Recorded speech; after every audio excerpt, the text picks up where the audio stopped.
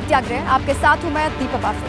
नमस्कार, मैं हूं आपके साथ अनु सिंह। स्वागत है आप सभी का सबसे दमदार न्यूज बुलेटिन सत्याग्रह में। आज हम आपको दिखाएंगे उत्तर प्रदेश के कई जिलों में नदियों का तेजी से बढ़ता जलस्तर कैसे बढ़ाने लगा है लोगों की मुश्किलें। साथ ही आपको दिखाएंगे कि तमाम जिलों की आज क्या है बड़ी खबरें। लेकिन सबसे पहले बात नोएडा की, जहां एक बार फिर से एक सोसाइटी से सामने आई बदसलूकी करने की शर्मनाक घटना।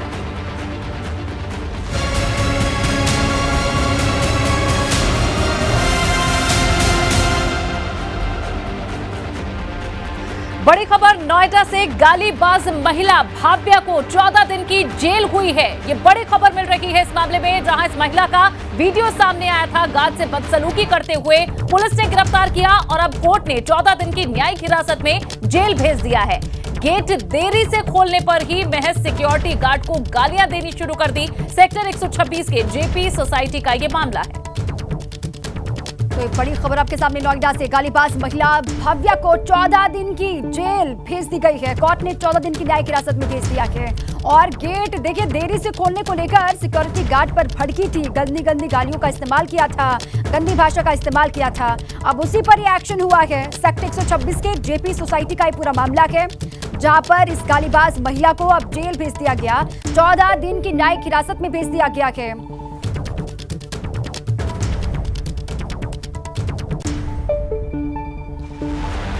नोएडा में कुछ दिनों पहले श्रीकांत त्यागी नाम के एक शख्स का वीडियो वायरल हुआ था, ये आप जानते हैं, जिसमें वो एक महिला को गालियां देते हुए बदसलूकी कर रहा था। 15 दिनों के बाद अब नोएडा से ही एक बार फिर से ऐसा ही मामला सामने आया, लेकिन इस बार दबंगई करने वाला कोई आदमी नहीं बल्कि एक महिला ने, जिसने सिक्योरिटी गार्ड के ऊपर धौंस जमाते हुए न सिर्फ उसको गालियां दी, गालियों की बौछार की, बल्कि उससे धक्का मुक्की भी की है। देखिए इसी पर एक रिपोर्ट। तेरे पति को जानता हूं, समझी? ये बोलेगा मेरे को।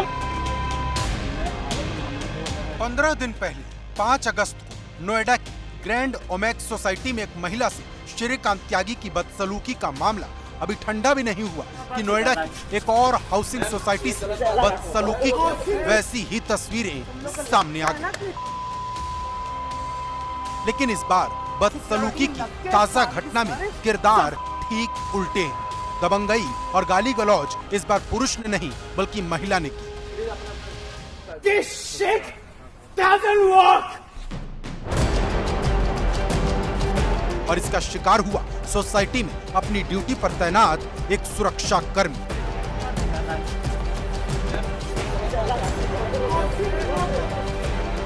दबंगई कर रही इस महिला का नाम भव्या राय है और ये मामला नोएडा के सेक्टर 126 की जेपी विस्टाउन सोसाइटी का है, जहां गेट खुलने में हुई सेकंड मात्र की देरी से मैडम का पारा इस कदर चढ़ गया कि उन्होंने मर्यादा की सारी हदें पार करते हुए सुरक्षा कर्मी पर ऐसे शब्दों की बौछार कर दी जिसे हम आपको सुना नहीं सकते।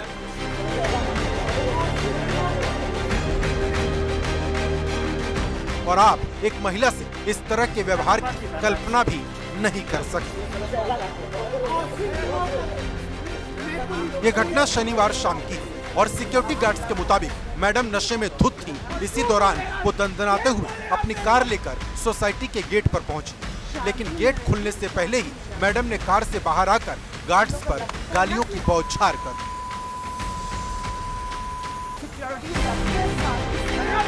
हालांकि इस पूरे घटनाक्रम के दौरान सिक्योरिटी गार्ड्स ने अपना संयम बरकरार रखा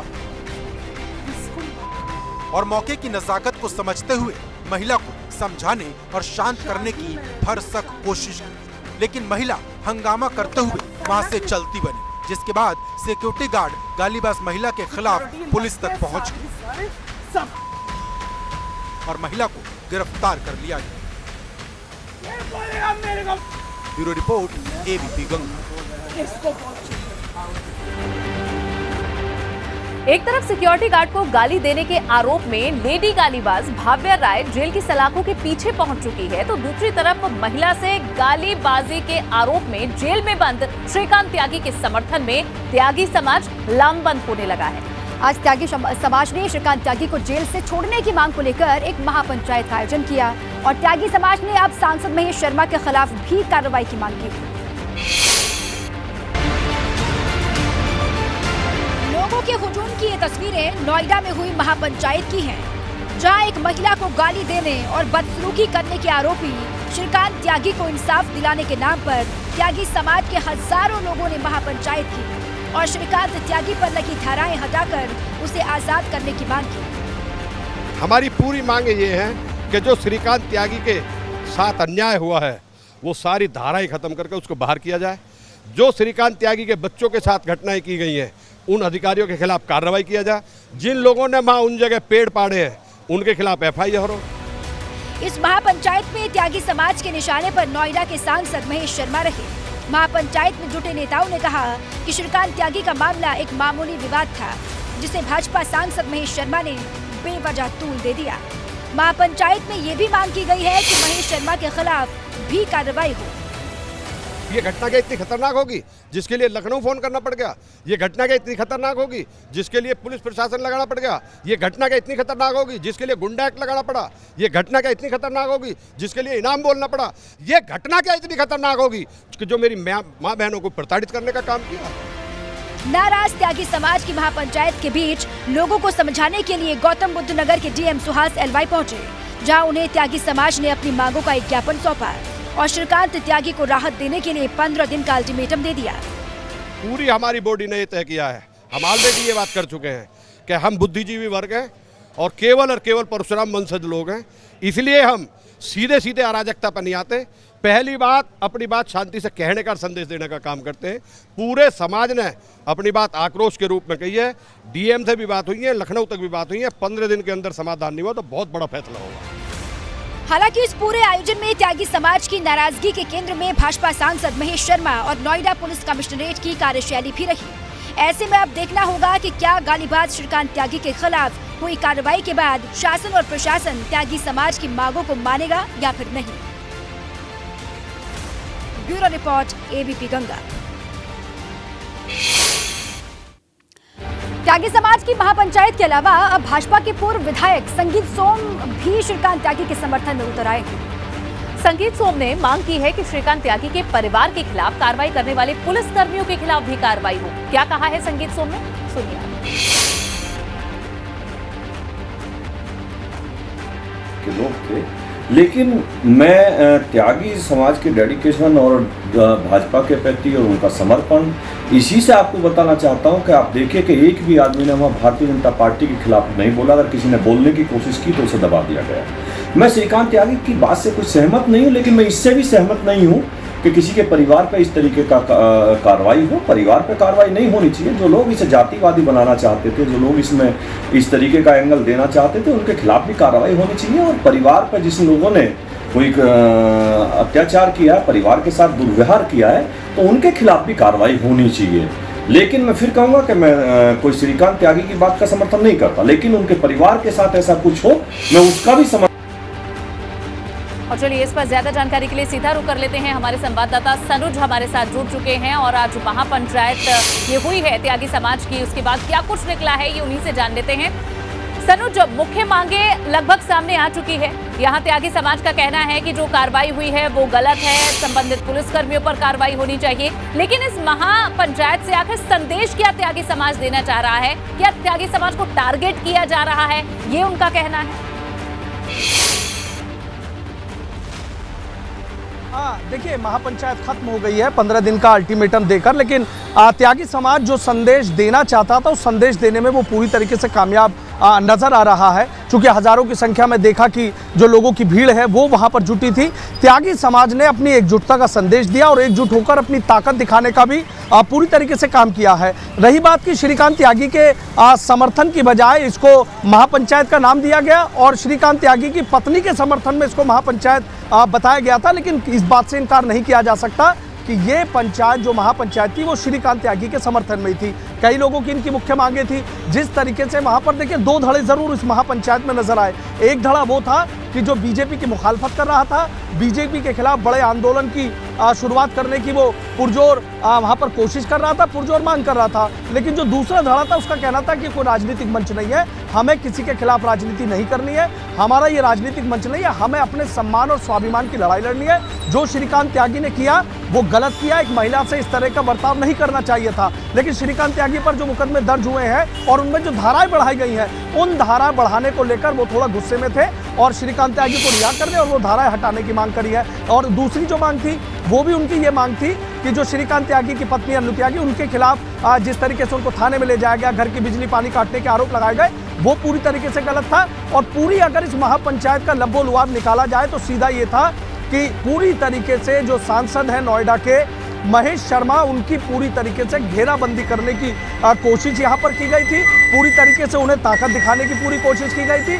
कभी उनके मुर्दाबाद के नारे वहाँ पर लग रहे थे, कभी उनकी घेराबंदी की बात की जा रही थी, कभी उनके खिलाफ आग उगली जा रही थी। लेकिन बीजेपी को लेकर दो चार लोग जरूर बोले, लेकिन इतनी मुखालफत जितनी कही जा रही थी कि एक बड़ा आंदोलन हो सकता है, एक बड़े रणनीति ये बना सकते हैं, वो ऐसा कुछ नहीं नजर आया। 15 दिन के आंदोलन की रूपरेखा की 15 दिन का अल्टीमेटम देकर ये महापंचायत खत्म हो गई है। लेकिन त्यागी समाज अपनी ताकत का एहसास कराने में, अपनी एकजुटता का एहसास कराने में जरूर कामयाब रहा। और त्यागी समाज वो आगे आगे और जिन जिन बातों को लेकर वो लगातार नाराज रहे, वो बातें उन्होंने यहाँ पर भी रखी और महेश शर्मा के खिलाफ भी कार्रवाई की मांग ये पुरजोर तरीके से करते हुए दिखाई दी है। शुक्रिया आपका पूरी जानकारी के लिए सनोज। आगे बढ़े, बड़ी खबर है, डिप्टी सीएम केशव प्रसाद मौर्य का बड़ा बयान सामने आया है। ट्विटर पर लिखा है, संगठन सरकार से बड़ा है। ये देखिए, आपको ट्वीट भी दिखा रहे हैं। डिप्टी सीएम केशव प्रसाद मौर्य का ये बड़ा बयान है, बड़ी बात उन्होंने कही है। ट्विटर पर ट्वीट किया और लिखा है कि संगठन सरकार से बड़ा है। नए प्रदेश भाजपा अध्यक्ष की तलाश के बीच ये बयान आया है। सिर्फ एक लाइन लिखी है। यहाँ डिप्टी सीएम केशव प्रसाद मौर्य ने कहा है संगठन सरकार से बड़ा है। और अनुभव हमारे संवाददाता और ज्यादा जानकारी देंगे। अनुभव, क्या इशारा है इसके साथ? संगठन सरकार से बड़ा है, क्या कहना चाहते हैं डिप्टी सीएम? देखिए, आपने जैसा कहा, बिल्कुल सिर्फ एक लाइन का ये ट्वीट है और बड़ा ट्वीट किया गया है उप मुख्यमंत्री केशव प्रसाद मौर्य की तरफ से। और आज शाम 5:40 पर ये ट्वीट किया गया है। समय काफी महत्वपूर्ण इसलिए हो जाता है क्योंकि जो आज गाजियाबाद में एक बड़ी बैठक हुई, प्रदेश महामंत्री संगठन, अगर हम बात करें धर्मपाल सैनी ने जो अपनी पहली बैठक की पश्चिम क्षेत्र की, दक्षिण क्षेत्र की, उसमें दोनों डिप्टी सीएम मौजूद रहे।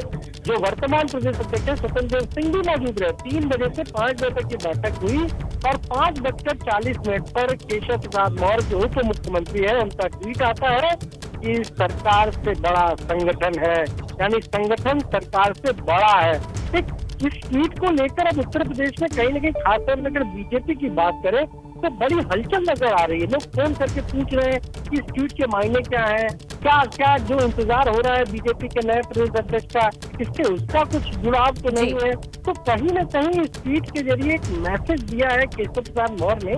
हालांकि कई बार हमने देखा है जब भी वो कार्यकर्ताओं के बीच होते हैं, ऐसे पदाधिकारियों की बैठक होती है, तब वो बार बार ये कहते हैं कि संगठन बड़ा है, कार्यकर्ताओं के बीच कहते हैं कि सरकार से बड़ा है। लेकिन इसको इस तरीके से भी देखा जा सकता है, क्या अफसरों को भी कोई संदेश दे रहे हैं, क्या ये बताने की कोशिश कर रहे हैं कि पार्टी के जो कार्यकर्ता कह रहे हैं, पदाधिकारी कहते हैं, उनको अफसर सुने। इसका एक मैसेज ये भी हो सकता है। पर क्योंकि अनुभव, क्या हाल ही में जो सेंटर की अगर बात करें, राष्ट्रीय स्तर पर भी इसे देखें तो अभी बीजेपी ने अपनी संसदीय कार्य समिति में भी कुछ बदलाव किए हैं, क्या उससे भी जोड़कर किसी तरह से देखा जा सकता है इसे? देखिए, बिल्कुल उससे भी जोड़कर देखा जा सकता है। उत्तर प्रदेश में संगठन में बदलाव हुए हैं, उससे भी जोड़कर देखा जा रहा है। और जो केशव प्रसाद मौर्य की जेपी नड्डा से 4 दिन पहले मुलाकात हुई है, उसके बाद उप मुख्यमंत्री ब्रजेश पाठक की मुलाकात हुई है, तो माना जा रहा है कि कहीं न कहीं उत्तर प्रदेश बीजेपी के नए अध्यक्ष को लेकर जो मंथन है, उसमें दरअसल रुकावट यही है कि किसी एक नाम पर सहमति नहीं बन पा रही है। चाहे वो केंद्रीय नेतृत्व की बात कर ले या प्रदेश संगठन की बात कर ले, एक नाम पर सहमति नहीं बन पाने की वजह से ही उत्तर प्रदेश में बीजेपी के नए प्रदेश अध्यक्ष के नाम की घोषणा रुकी हुई है। बिल्कुल, ये बात पार्टी के तमाम बड़े लोग कह रहे हैं कि इसी वजह से रुकी हुई है। पर आज केशव प्रसाद मौर्य के इस ट्वीट को लेकर उत्तर प्रदेश में सत्ता के गलियारों में बहुत चर्चा। बिल्कुल, कई तरह की चर्चाएं भी शुरू हो गई हैं। अनुभव, शुक्रिया इस पूरी जानकारी के लिए। अब आपका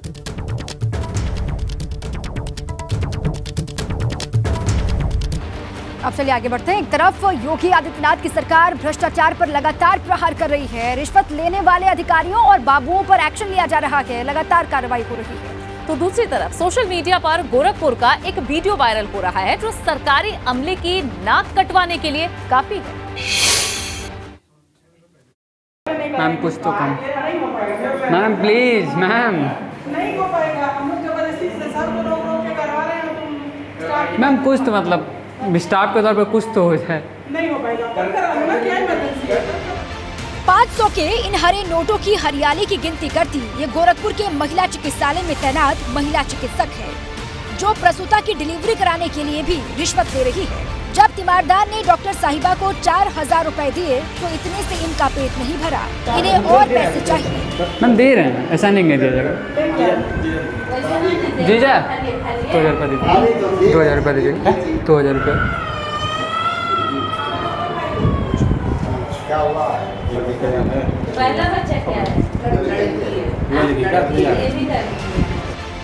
जब खुलकर मांग की जा रही है तो मरीज का तीमारदार भला क्या करता है। डिलीवरी तो करवानी ही थी, डॉक्टर साहिबा की मांग पूरी की गई, 2000 रुपए और दिए गए। मामला गोरखपुर के महिला चिकित्सालय का है, जहां मरीज की मौत और घूस मांगने की लगातार शिकायतें आ रही हैं। अब इस नए वायरल वीडियो ने अस्पताल प्रशासन में हड़कंप मचा दिया है। आनन फानन में जांच के आदेश दे दिए गए और महिला चिकित्सक से स्पष्टीकरण मांगा गया है। हाँ, मेरे संज्ञान में ये बात आई थी, मैंने उनसे स्पष्टीकरण भी मांगा है और वीडियो सहित ये सारा प्रकरण मैंने शासन को भेज दिया, आवश्यक कार्रवाई हुई। मामले में भले ही कार्रवाई का भरोसा दिया गया है, लेकिन सवाल तो उठ ही रहे हैं कि जिस काम को करना चिकित्सकों की जिम्मेदारी है, उस काम के लिए आखिर रिश्वत क्यों। ब्यूरो रिपोर्ट, एबीपी गंगा। बढ़ेंगे आगे। उत्तर प्रदेश में सीएम योगी आदित्यनाथ का बुलडोजर रुकने का नाम नहीं ले रहा। जिले जिले में अपराधियों और अवैध निर्माण के खिलाफ बुलडोजर का कहर जारी है। बिल्कुल, यूपी के मऊ में मुख्तार अंसारी के गिरोह के शूटर के अवैध निर्माण पर बुलडोजर चला गया, अतिक्रमण हटवाया गया और भू माफिया की इज्जत समीदोज हो गई।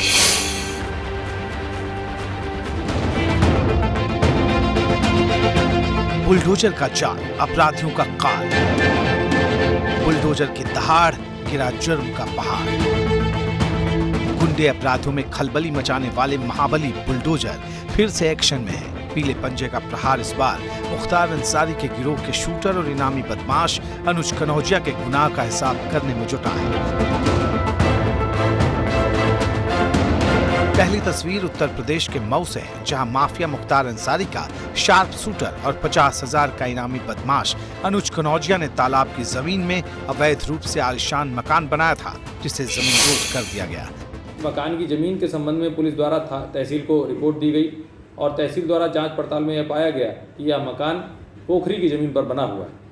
उसी रिपोर्ट पर तहसील द्वारा बेदखली की कार्रवाई की गई और उसी क्रम में आज उप जिलाधिकारी मोहम्मदाबाद, क्षेत्राधिकारी मोहम्मदाबाद, थाना चिरैयाकोट और अन्य भारी पुलिस बल की उपस्थिति में इस मकान के ध्वस्तीकरण की कार्रवाई कराई गई है। संदेश साफ और सीधा है, जहां जहां अवैध कब्जा होगा वहां वहां बुलडोजर गरजता रहेगा। ब्यूरो रिपोर्ट, एबीपी गंगा। और अब आगे बढ़ते हैं, बात कन्नौज की। कन्नौज में एक फर्जी रूप से चल रहे नर्सिंग होम में एक महिला की जान चली गई, जिसके बाद नर्सिंग होम के सामने परिजनों ने खूब हंगामा किया। लेकिन हैरानी की बात ये थी कि जब पुलिस मौके पर पहुंची तो महिला की मौत के दोषियों पर कार्रवाई की जगह पुलिस का पूरा समझौता कराने पर फोकस था।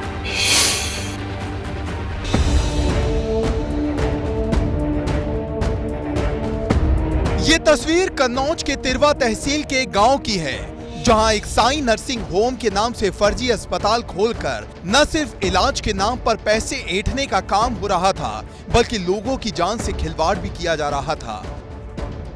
और इस फर्जी नर्सिंग होम की वजह से एक गर्भवती महिला की मौत हो गई है, जिसमें ऑपरेशन के दौरान माता और शिशु दोनों की मृत्यु हो गई थी।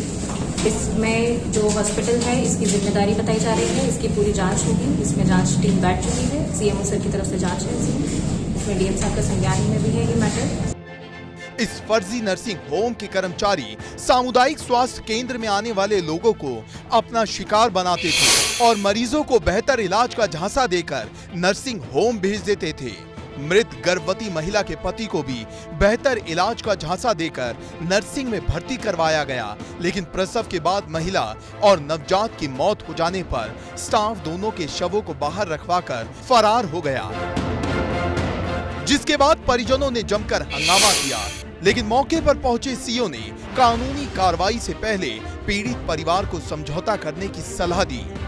सब चीज आपके हाथ में है, मुकदमा आप लिखवाइए, कार्रवाई करानी हो तो कार्रवाई करवा लीजिएगा, नहीं कार्रवाई कराना है तो आप समझौता कर लीजिएगा। फिलहाल इस मामले में कार्रवाई करते हुए पुलिस ने फर्जी अस्पताल को सील कर दिया है और अवैध तरीके से चलाए जा रहे अस्पताल के फरार स्टाफ की तलाश तेज कर दी है। कन्नौज से ब्यूरो रिपोर्ट, एबीपी गंगा। और अब बढ़ते हैं आगे, बात करते हैं धर्म नगरी काशी की, जहां गंगा नदी का जलस्तर तेजी से बढ़ रहा है। गंगा लगातार 1 सेंटीमीटर की रफ्तार से बढ़ रही है और नदी के जलस्तर बढ़ने की वजह से वाराणसी के तमाम इलाके बाढ़ के पानी की जद में हैं। कई घाट जलमग्न हो गए हैं, जिस वजह से अंतिम संस्कार गलियों में ही किया जा रहा है।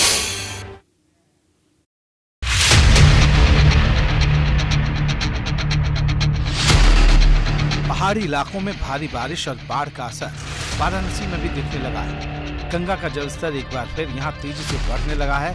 बाढ़ का पानी भले ही 1 सेंटीमीटर की रफ्तार से बढ़ रहा हो, लेकिन इसने वाराणसी के घाटों को अपने आगोश में ले लिया है।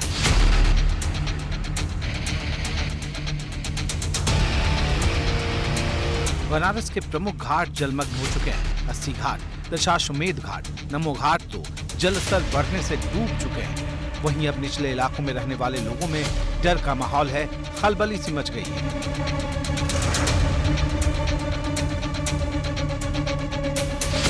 वाराणसी में गंगा के उफान की वजह से सबसे बड़ी समस्या दूर दूर से अंतिम संस्कार कराने आए लोगों को हो रही है।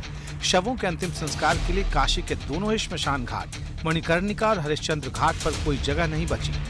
हरिश्चंद्र घाट पर जहां चिताएं जलाई जाती थीं, वो जगह अब पानी में डूब चुका है। जल जमाव की वजह से शवदाह अब घाट के ऊपर गलियों में करने की नौबत है।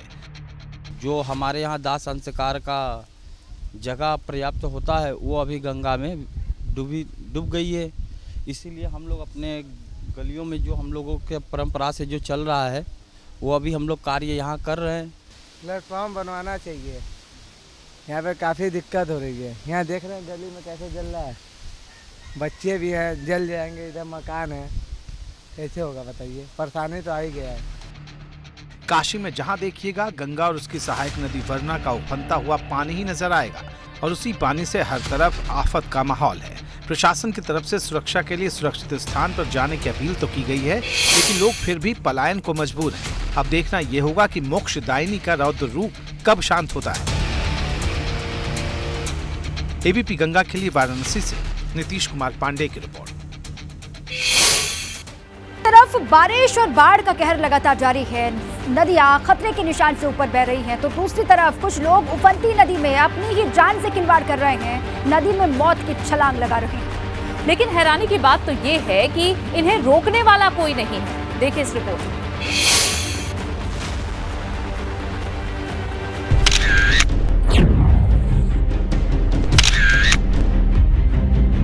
तस्वीरें वाराणसी के वसंता कॉलेज के पास के पुल की है,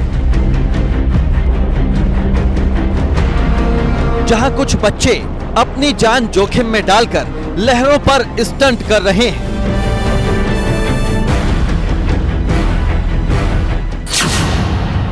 वाराणसी में एक तरफ जहां गंगा में जलस्तर लगातार बढ़ रहा है,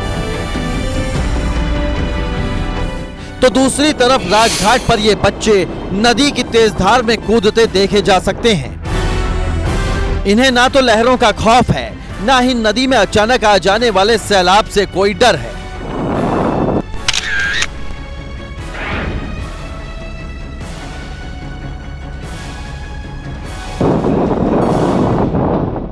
लहरों से जान हथेली पर रखकर खेलने वाले इन बच्चों को जरा भी अंदाजा नहीं है कि इनकी इस गलती से इनकी जान पर बना सकती है।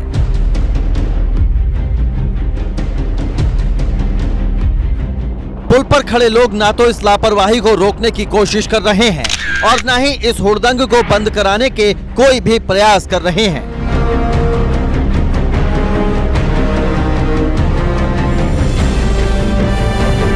उफनती गंगा में जान से खिलवाड़ के इस स्टंट पर जिला प्रशासन की भी कोई नजर नहीं है। तस्वीरों को देखकर तो यही लगता है जैसे प्रशासन किसी हादसे के ही इंतजार में मौन और चुप्पी साधे बैठा है। ब्यूरो रिपोर्ट, एबीपी गंगा। वहीं बाढ़ की स्थिति उत्तर प्रदेश के झांसी में भी है, जहां जल प्रलय का खतरा मंडरा रहा है। झांसी में सैलाब सड़क पर आ गया है। बाढ़ के पानी की वजह से सड़क और नदी में कोई फर्क बचा ही नहीं है।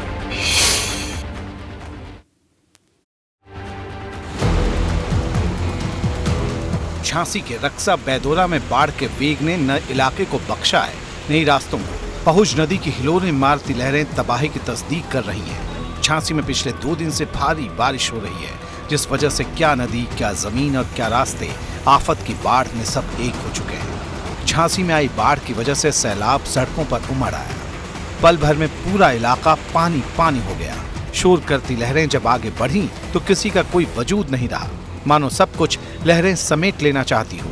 जिसका पहला शिकार बनी रक्सा बैदोरा की ये सड़क, जहां लोग जान जोखिम में डालकर लहरों के शोर को चीरकर आगे बढ़ने की कोशिश कर रहे हैं। मजबूरी है, रोजमर्रा के काम भी तो निपटाने हैं। ऐसे में रास्ता पार करने में अगर जरा सी भी चूक हुई तो क्या साइकिल, क्या गाड़ी, सब के सब नदी में समा जाएंगे। ऐसे में जान तो जोखिम में है ही, जलमग्न रास्ता भी हादसे को दावत दे रहा है। बावजूद इसके सैलाब के बीच जिंदगी की जंग जारी है। ब्यूरो रिपोर्ट, एबीपी गंगा।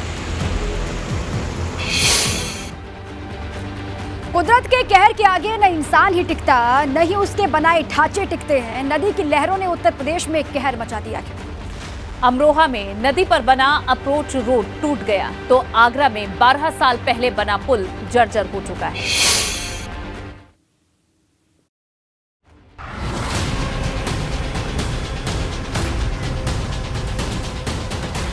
ये दोनों तस्वीरें सिस्टम की बेकारी की हैं, लापरवाही की हैं और उदासीनता की हैं। पहली तस्वीर अमरोहा के हसनपुर से है, जहां गंगा नदी के लहरों के आगे इस पुल की सांसें जवाब दे गई। पुल का एक बड़ा हिस्सा नदी में समा गया। तो दूसरी तस्वीर आगरा प्रशासन की अनदेखी और बेफिक्री की, जहां अंबेडकर पुल में बड़ी बड़ी दरारें आ गई हैं।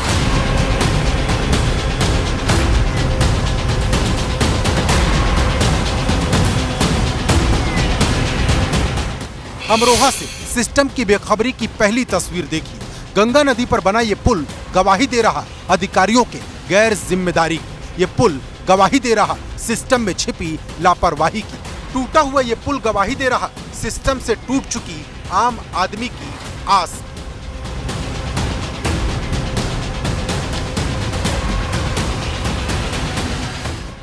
हसनपुर तहसील के गंगानगर गांव से बुलंदशहर को जोड़ने वाले गंगा पुल की अप्रोच रोड गंगा के तेज बहाव में क्षतिग्रस्त हो गई, जिस वजह से आवागमन पूरी तरह से बंद हो गया, जिससे आसपास के दर्जनों गांवों के लोगों को परेशानी का सामना करना पड़ रहा। गनीमत ये रही कि पुल सुबह सुबह कटान की चपेट में आ गया, जब पुल पर कोई आवाजाही नहीं हो रही थी।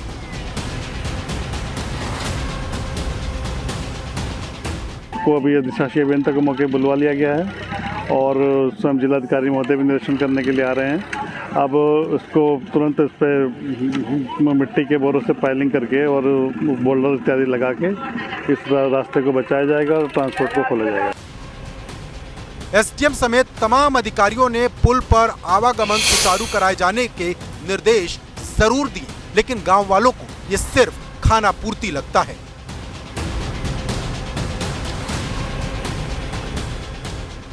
दूसरी तस्वीर आगरा से है, जहां प्रशासन किसी बड़ी तबाही का इंतजार कर रहा है। जहां हाथी घाट यमुना किनारे रोड से एतमादौला को जोड़ने वाले अंबेडकर पुल में एक बार फिर दरारें आ गई। आरसीसी का लेंटर खोलने से कंक्रीट गिर गई और सरिया नजर आने लगी। 4 इंच से ज्यादा बड़ी दरार और 12 इंच से ज्यादा सरिया दिखाई दे रही।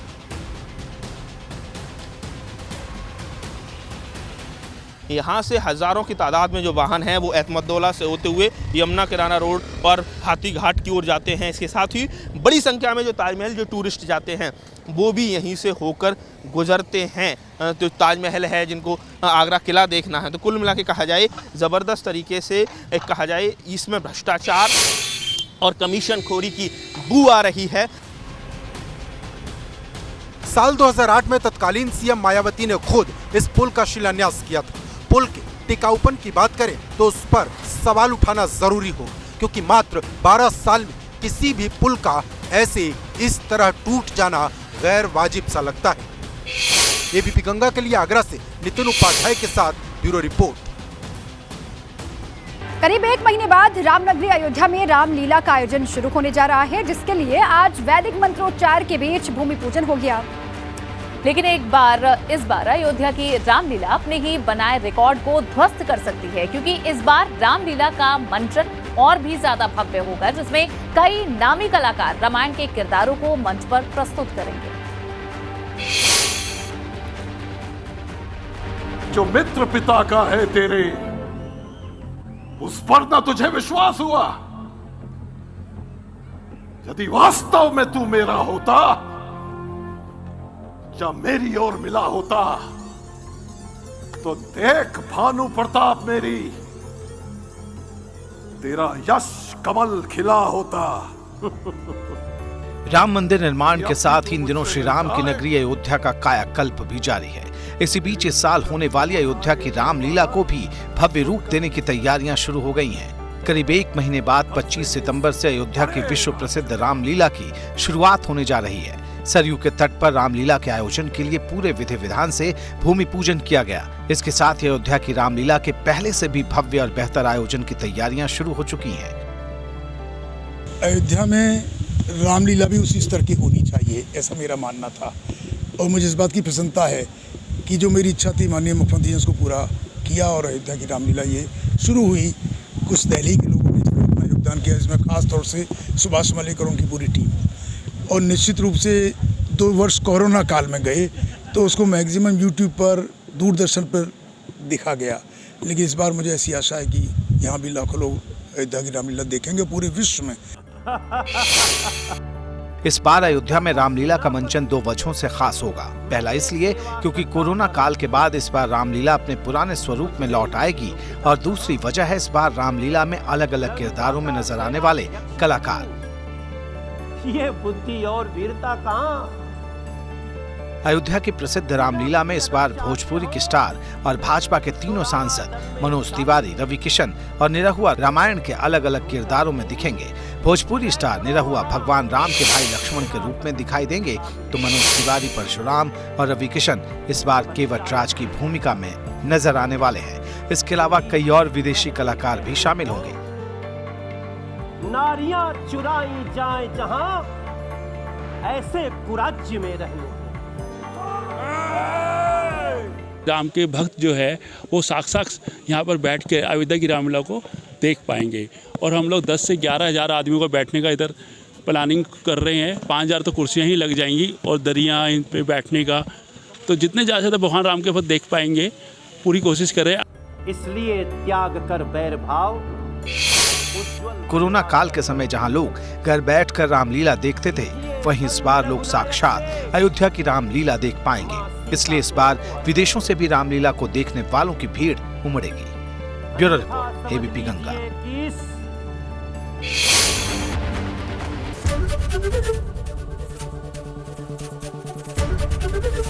एबीपी गंगा, खबर आपकी, जुबान आपकी।